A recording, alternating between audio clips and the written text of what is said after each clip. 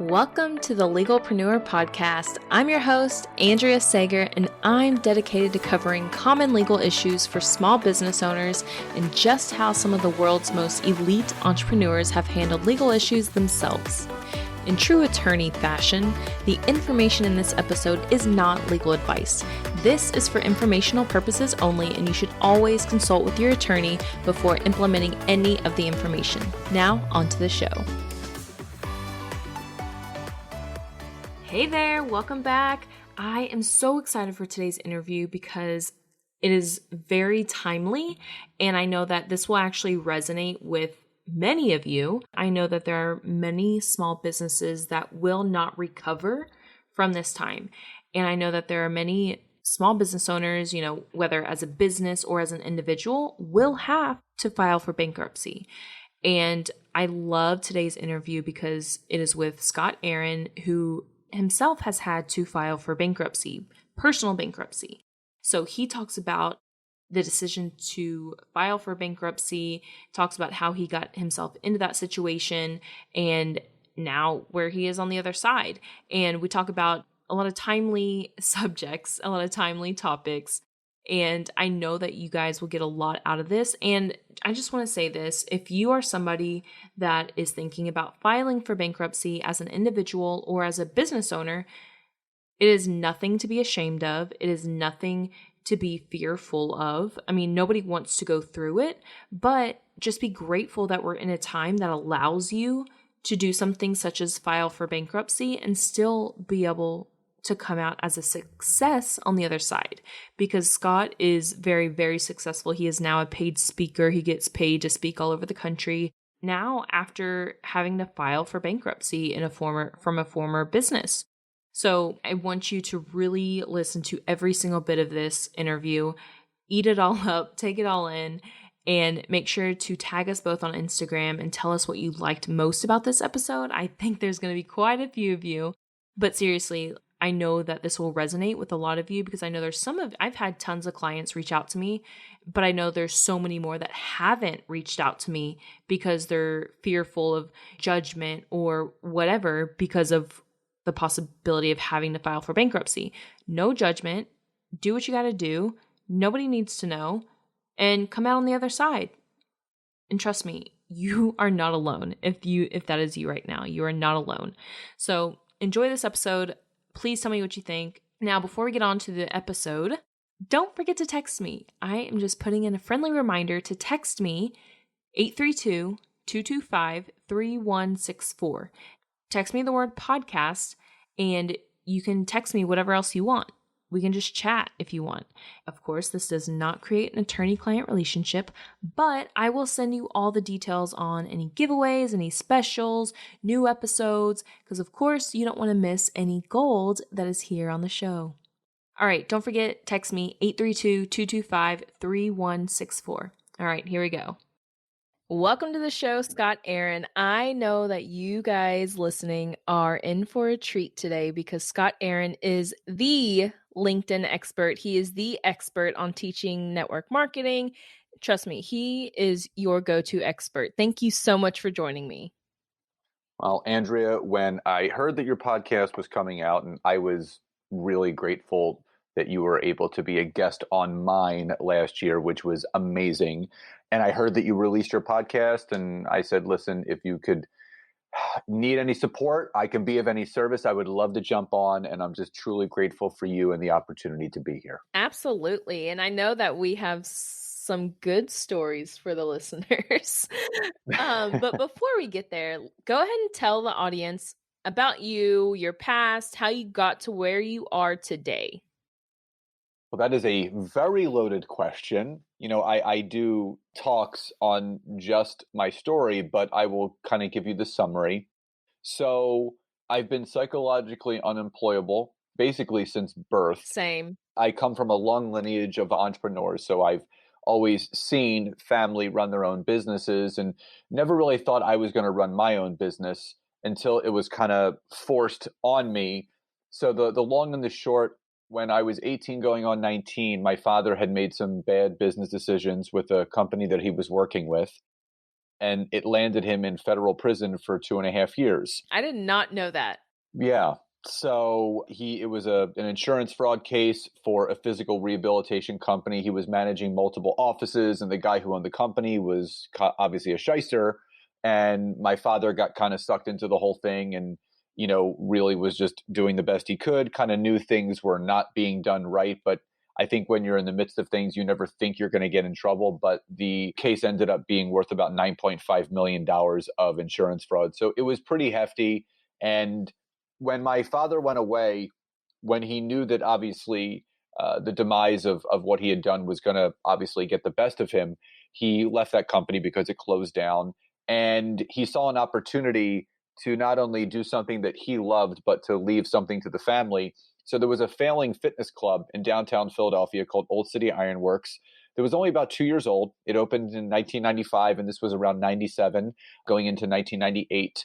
And my father had the opportunity to actually purchase the club with the help of my two grandfathers. So they helped my dad get the gym, and my father's dream came true. He's always been a fitness buff. He still competes to this day in bench press contests around the world. Unfortunately, he was actually going to be representing the United States in May at the World Championships in Prague, but they've obviously delayed that because of everything that's going on. He was in Japan last year, Panama last year, and he has some world and national records. So this was kind of like his dream come true. He was there from open to close every day. And 6 months later was his sentencing. And that's when we found out he was going to be going away for 2.5 years.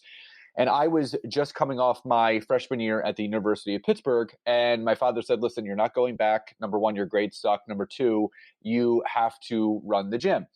And I was more of a hippie, and some people have seen pictures, but when I had hair, I had this really huge Jufro. It was enormous. I need to see that.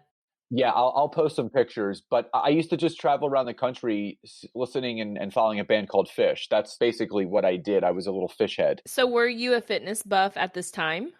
I wasn't. I was always an athlete. So I always, basketball was my sport of choice. But I realized very quickly when you're 5'9", white and Jewish, the cards were not in my favor to become a professional basketball player. Yeah. So obviously I still play recreationally. I have a hoop at the bottom of my driveway where my son and I now play. So it's never gone away, but I was never into lifting. I was always in shape, but never into that. But I fell in love with fitness. And basically I was in the fitness business for 18 years. There was a lot of ups and downs. I was a certified personal trainer, sports nutritionist, group fitness instructor. And when my father went away, I grew the gym from around 300 members to 1,100. So I almost 4x the membership in the 2.5 years he was gone. And I fell in love with it. In 2002, we opened up a second location up the street.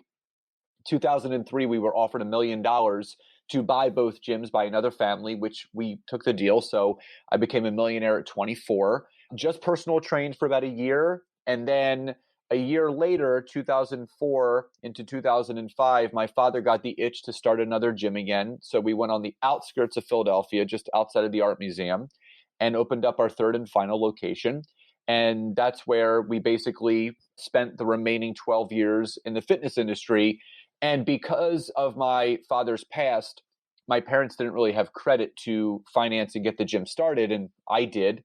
So everything was put into my name, and I really didn't know what that meant at 25 years old. But financially, I did, because about 3 years later, I was $1.5 million in liability debt.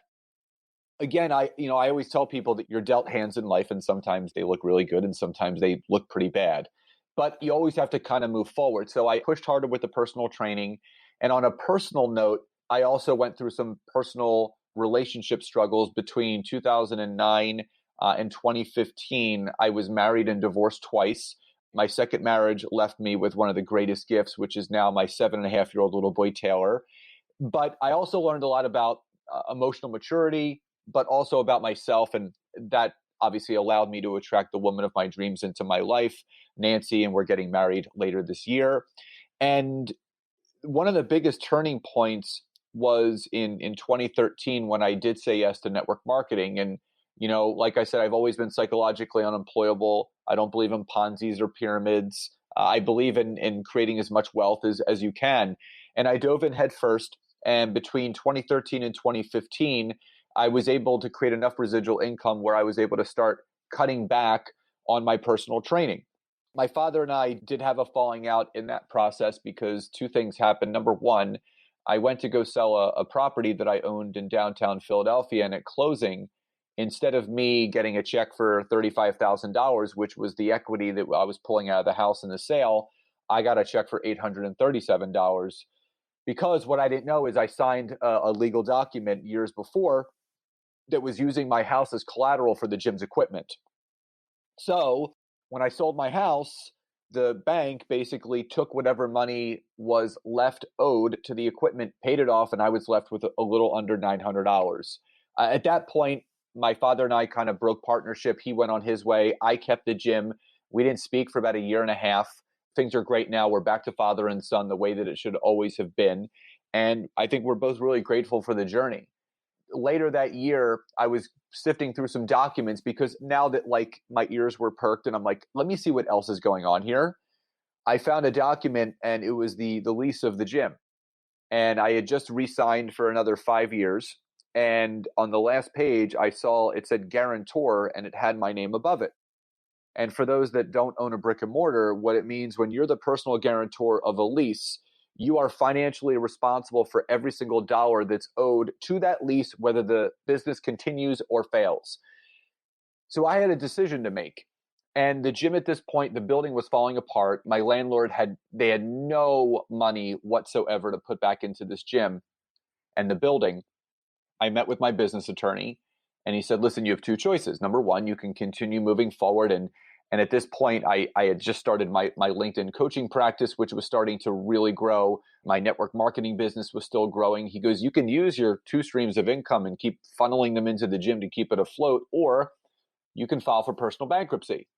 And that didn't scare me at all because I knew if I was to really determine my life in the way that I wanted it to go, I needed to end my father's dream, which was this fitness industry, and start living mine, which is what I was doing. And I love coaching. I love training. I love talking and inspiring and motivating people. He said on a scale of 1 to 10, 10 being a slam dunk, 1 being don't do it. He goes, you're a 9.5. So on July 1st of 2016, nearly 4 years ago, I filed for personal bankruptcy and I closed the gym 30 days later and I haven't looked back. And since that point, since I filed for bankruptcy, everything is fine. I just bought a new home. I've bought cars. My credit's back over 700. Like things are good. People think when you file for bankruptcy, your life is over. My life was just beginning because at that point, I was able to start building my life on my terms, my dreams, my goals, my aspirations. And life truly has not been the same. I just want people to realize that they're not alone. You know, there's going to be bumps in the roads, and I've had to deal with my father's incarceration. I've lost homes. I've filed for bankruptcy. I've been married and divorced twice. There's been things that I've been through, but I'm still standing. And Les Brown says it brilliantly. He says, you may get knocked down, but if you can look up, you can get up. So just remember, in business and in life, you're going to get knocked down. It's not a straight line. It's a roller coaster ride. You have to ride that wave and realize that no matter how dark of a tunnel you may be in, at the end of every tunnel, there's a bright light you can see, and you got to keep walking towards it. I love this. Like, I just got chills with you finishing that off. Like, that is amazing. I didn't know like any of that about you. But no, that's incredible. There's so much I want to dive into. And that is absolutely incredible. And I'm actually even more excited now to share this episode because we're recording this in the middle of all of the stay home orders, all the quarantine orders. And I have a lot of clients who are just like, I have no idea what the hell I'm going to do.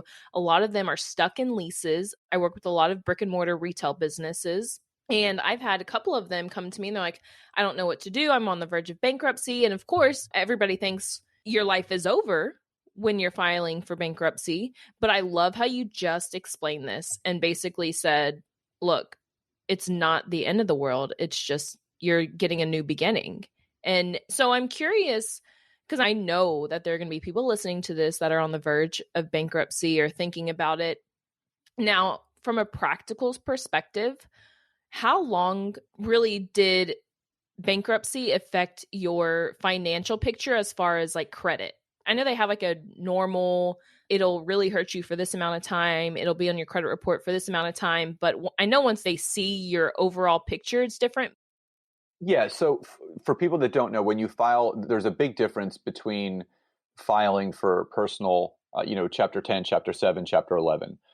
When I filed for personal bankruptcy, I was in a really good position because I had income coming in from multiple sources, number one. Number two, I didn't have much personal debt. I didn't own a home. I didn't own a car. I had one credit card that had $3,000 on it. The bulk of my debt was the gym, but because I was a personal guarantor, that was personal debt, which was close to $450,000. So I had to look at this from a business standpoint. Every decision I make, whether it's personally or professionally, it's for business reasons. Also, what people don't understand is that when you file for bankruptcy, you go through this 4-year waiting period, which I filed July 1st and everything got finished and I was released and my bankruptcy got approved October 15th. So it took about 16 weeks. There's a 4-year waiting period where you can't go and have any government assistance, meaning you can't get an SBA loan, you can't get a Fannie Mae 30-year mortgage, anything that is government assisted or protected, FHA loans, you can't do that. And Fannie Mae, which is a traditional 30-year mortgage, you have to be past that 4-year mark. So for me, I had a car. I basically just had to submit the paperwork to the leasing company and basically say, well, here's my income statement. This is why I filed for bankruptcy. They're like, okay, cool. I've gotten 2 cars since then. I just bought a new home and I had to have a variable rate mortgage. But the good thing is, and I'm always thinking about this from a business perspective, I was able to put less money down and I have to pay a little bit more monthly. But October, I can refi to a much lower rate. I'm going to be able to drop my mortgage by about 3 to 4 percentage points, which I'm going to be able to reduce my monthly payment by about $400 or $500. So I'm always looking at things from a business perspective. Again, bankruptcy is not a bad thing if you look at it from what is this going to do? People are like, oh, I have so much debt, I'm just going to file for bankruptcy. You still have to have a plan in place. I was very strategic about my bankruptcy. If I didn't have income coming in, it would have been a much more difficult situation. But again, remember, I didn't own much. I was renting a condo, I was leasing a car, and that was it. So I didn't really have any personal things attached to me. When you have a house that you own, when you own a car, that makes things a little bit more confusing, but maybe a little bit more delicate. But it's been 4 years and it's gone by like that. And yes, it'll be off my credit, but my credit dipped. But just like I said, it's in almost 715, 720 now, which puts me in really, really good, healthy credit. Yeah, exactly. No, that's awesome. I'm glad we're diving into this. Listeners, I was not intending on diving into this, but I know we're in a very sensitive time and I know that I have clients that are considering this for their own purposes. So that's why I'm diving more into this. Well, and just to touch on one more thing, Andrea, there's so many relief programs out there right now. A very good friend of mine, Nancy's accountant, Jeffrey Skolnick, has a great podcast, but he literally read through this 90-page document that so for the business owners, there are SBAs doing great things right now for small businesses where if you're using a certain amount of money for payroll or taxes or this. So there are programs out there right now, and you have to take advantage of every opportunity that's out there right now. For every problem, there's a solution. You just got to find out what it is. Yeah, exactly. And I've been applying for everything I can because not that I'm affected yet, but I don't know what's going to happen. And a lot of these I'll have relief programs. A lot of them are just grants, which you don't have to pay back. Some of them you just have to pay the interest as long as you abide by their rules. So in my head, I'm just like, if I can get as much money as I can for little to no cost, then why not? Absolutely. And you have to, this is a very crazy time right now, and I think you have to focus on the positives of this. There's going to be a lot of great things created out of this time. We don't know how long it's going to be, And, I just take things one day at a time. But you do have to plan ahead. Nancy and I own a property outside of the house that we live in, and we had just listed it for sale on March 1st.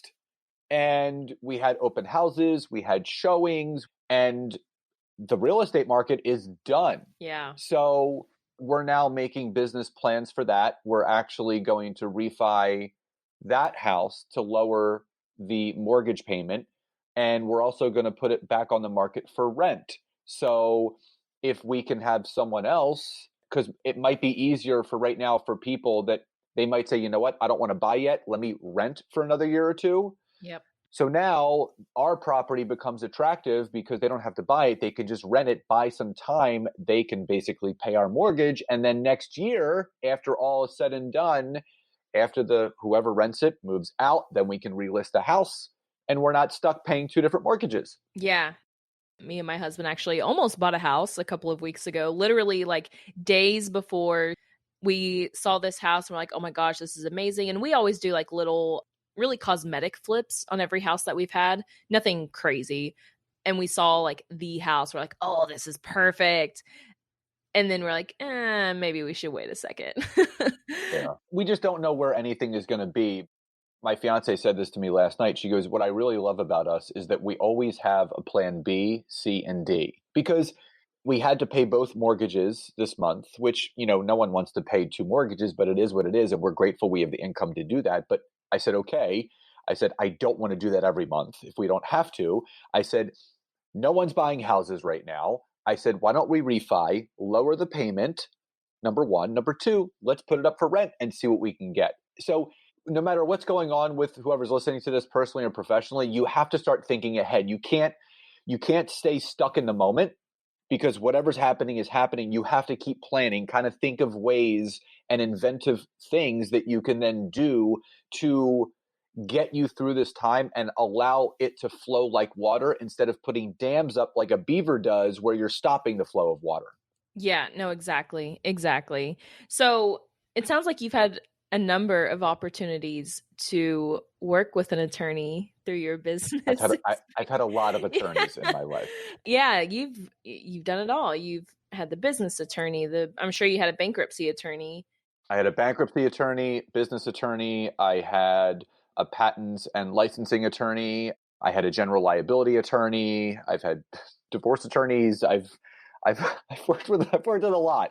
You've done it all. I have. Yeah. So let's dive into your most recent experience. Yeah. So I created a digital program that there's one-on-one coaching attached to it.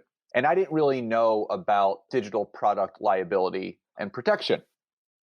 Basically, I created this course that teaches entrepreneurs, not just network marketers, but online business owners and people that have online businesses, how to leverage and utilize LinkedIn to gain more clients, build their business, create more income. I didn't know what to do. I didn't know what kind of legal things I needed behind me to protect this. So as I was growing my business, it was about a year and a half into it. So this is probably about almost 2 years ago.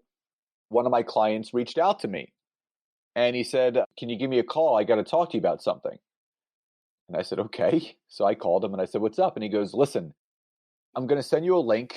I'm going to give you my username and password. And I want you to take a look at the content and tell me if it looks familiar. I said, okay. So I downloaded the information that he gave me and I opened it up and I was like, holy shit, this is my program. And he said, I just wanted to bring this to your attention because someone on my team got a hold of your course, re-recorded it word for word, verbatim, the way that you're teaching it, and is selling it at a third of the cost that you are. Wait, so it was from his team? Someone got it through his team, and they never took my course. They basically got a hold of the videos, re-recorded them, and then started charging people. I think at the time I was charging like maybe $200 because I had just started, and she was charging like $19 for the videos. Oh gosh. And obviously you can't duplicate me. So I found out who she was. I sent her a message And I said, hi, this is Scott Aaron. I think you may have gotten a hold of some of my content because an ex-client of mine sent me some information where what you're teaching is eerily similar to what I'm teaching. Long story short, she took down all the videos, and then I immediately called my business attorney and I said, here's what happened. What do I need to do? And he said, well, you need to pay to get your stuff copyrighted, trademarked, and have a licensing agreement. And we can also, since your program you created and it's very specific, he goes, we should apply for a patent on your teaching program, which I'm happy to say I have 2 different patents now with the United States for my 2 different programs. It was one of the best investments I made. It was around $5,000 investment, but because I had to literally, I had 8 videos and I got each one of them trademarked, licensed, and copyrighted because they all had specific information. Once I got that done, once I got the paperwork, what people need to understand, when you lock all those doors and windows, it really protects you. So I got all that in place. And about a year later, I get a message from another client. And she was like, listen, she goes, I just want to bring to your attention that I think someone that you used to teach is now trying to teach what you taught them. I did some digging and I went to a website and I found out that they were. I didn't do anything legally because I pick and choose my battles. And I said to my client, I said, in your opinion, do you feel this is something that I need to legally pursue? And she said, no. She goes, I actually bought the course just to see if it was different than yours. And she goes, it sucked and I'm getting my money back. So at that point, I said, you know what? No matter what happens in business, people are going to try to replicate or duplicate maybe something that you taught them, and they may think that they can do it better than you. But what I know now, having my business for going on 4 years, I've locked all doors and windows. I have 2 patents. Everything is licensed. I have two number one best-selling books now. So as far as being the go-to specialist, the expert, I now can humbly say that I am. And there's people out there that can teach something similar to me. But people ask me all the time, Andrea, they said, what makes you different than other people that teach what you teach? And I said, everything. I said, I'm the difference. You can't duplicate me. You can't replicate me because I bring Yes. something to the table that other people can't, because no Yep. one is anyone but themselves. So I couldn't start living in this fear of, oh my God, I have so many clients now that have access to my stuff. They're just going to start sharing it everywhere. There's 2 things that I know now about owning a virtual business. Number one, if people don't invest in the program, they're not going to do with it. So I've had people that have bought my virtual program, have given it to other people, and those people never did a thing with it, because you have to understand, think about gift cards. I guarantee every person listening to this, including you, Andrea, we have gift cards somewhere around our house that we have never used. But here's the thing, if we had to purchase that gift card, you better Yes. believe we would use it till it was at zero. But if it's given to us, there's like, well, maybe I'll get around to it at some point. I mean, I have a Lululemon gift card I still haven't touched yet, and I love Lululemon stuff. But because it was a gift, there's something when something is given and free to you. So I don't have that fear anymore. Number 2, when I have someone that I personally coach and work with, and they say, I want to go try to teach my team the same thing, go ahead. Because I know that they're going to do something similar. They're going to try to do their best in what I taught them. But the teacher who created it always knows what they're doing most. So they can try to duplicate, they can try to teach their teams, but that's why I wrote the book. So if their team doesn't want to hire me, just go buy the book. Exactly. Yes. So there's a couple of things I want to harp on. So Number one, I have clients who ask me all the time, okay, so, I copyright this, I write the book, I have the course. How do I find people that are copying it? I'm like, well, number one, from a woo-woo and business perspective, you don't want to go out there searching for infringers, like especially for copyrighted content like that. That's not something that you want to be searching the internet for. Number two, your clients will tell you. That's the answer that I give them. I'm like, listen, if there's somebody copying your content, you are going to find out from your audience. Your audience is going to find them and they will tell you.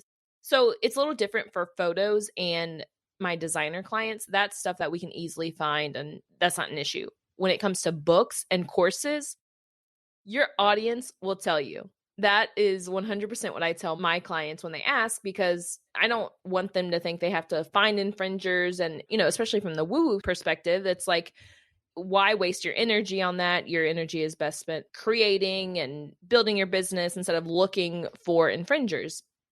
Don't worry about it, because your audience, if you are true and authentic, your audience will find them for you and they will tell you. Listen to my two examples. Exactly. Yes. The two times something was going on, I had two clients reach out to me to say, hey, just wanted to bring this to your attention because I'm so forward thinking, Andrea. I don't seek out who's trying to copy my stuff. It's almost like it's a term of endearment when someone is so inspired by what you're doing out there that they try to copy it. Like, again, people can try to copy me all they want. And that's why I started an affiliate program. So for people that are so inspired by my videos, listen, become an affiliate. You get your own link, you can sell the shit out of it, and you get a 50% commission on it. So now I've basically created an incentive program around those people that have worked with me where they don't have to spend the time, the energy, the effort, and the money to create it. I've already done it, but you can still monetarily benefit from it. So there's always a business perspective and an angle to take when you're in the driver's seat. Yep, exactly. Nope, I love it. And the other thing I wanted to harp on is, so the first person that copied you, did you send them a cease and desist letter, or what did you do? It never had to get to that point because basically I said, listen, we have two options. I said, option A is we can do kind of a joint venture. We can do a JV program where if you want to continue to sell this, since it's my content, this, that, or the other. And I gave her these options and she goes, you know what? I don't really feel like dealing with this. I'm just going to take down the videos and delete them. And I said, that's a great option too.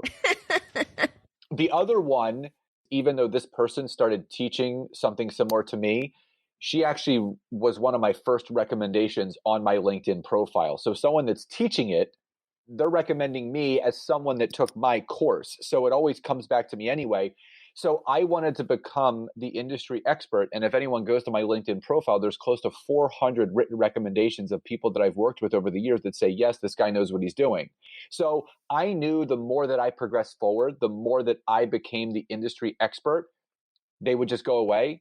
And they have. They don't even do it anymore. Perfect. Yeah. So I think the important points here are, the first person that infringed on Scott is somebody who literally recreated his videos pretty much word for word.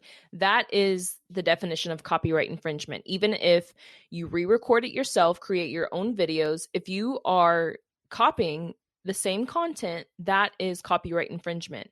Now, the second instance may not necessarily have been copyright infringement because they were just teaching similar material. Now, it's hard these days to say what exactly is original and what's not a copy, but the Copyright Office specifically states ideas cannot be protected. And I'm not saying this so you can all go recreate, in other words, what Scott has created, but if you are somebody who's like, oh, they're teaching, the same ideas that I teach, if it's the same ideas, that cannot necessarily be protected with the copyright. Ideas cannot be protected, but if they're essentially recreating your work word for word, then that's copyright infringement. So I just wanted to harp on those 2 points. Gosh, this has been so amazing, Scott. I know this audience is just like, oh, give me some more. So before we wrap this up, can you give the audience one business tip? It doesn't have to be legal related, just one business tip. 100%. And I know this now is in every aspect of what you're doing in a business, whether it's a brick and mortar, whether it's a virtual business like Andrea and I have, you have to have all the windows and doors locked. You have to protect yourself legally from every angle that you can. So whenever I'm creating something new, the first thing I do as soon as that product is created, I immediately contact my attorney and I'm like, I need to get this licensed, trademarked, and copyrighted. Because again, if it's personal content and creative content from me, I need to make sure that all of my legal rights and my disclaimers and all of those things are in my favor. And Andrea, just like you said, I don't own LinkedIn. Jeff Weiner is the CEO of LinkedIn. So I created a program based off of what worked for me. So I can't say no one can ever teach LinkedIn again. Like I don't have the legal right to say that. People can create whatever they want, but it's the content that they can't recreate of what I created. So for anyone out there, just make sure if you have a lawyer, if you're not working with Andrew, whatever it is, contact your lawyer and say, here's my business.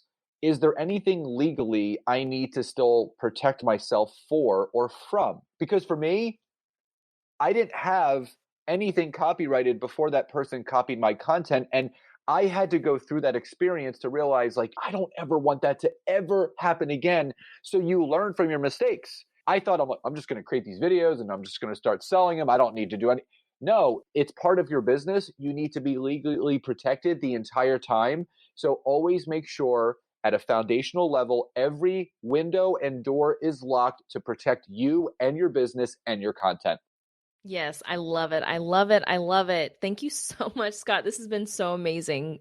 So, where can the listeners find you? And you guys need to literally go follow him everywhere. He's always going live on Facebook. Like, he's doing all the things. So, you guys need to follow him everywhere. Buy his book. Like, I personally joined network marketing recently because I kind of had this realization a few months ago, like, oh my gosh, if something happens and I lose my firm, I have absolutely no money. So my current personal goal is to just create multiple streams of income, which I am now pursuing one with network marketing. The science of getting rich is obviously living in a world of collaboration and creation. So create something. Having 2 books now, having a network marketing business still myself that not actively building, is passively building, but I still make money, and my coaching, my virtual, all this stuff. Just keep creating. My website, scottaaron.net, houses all my information, my courses, my books, my podcast.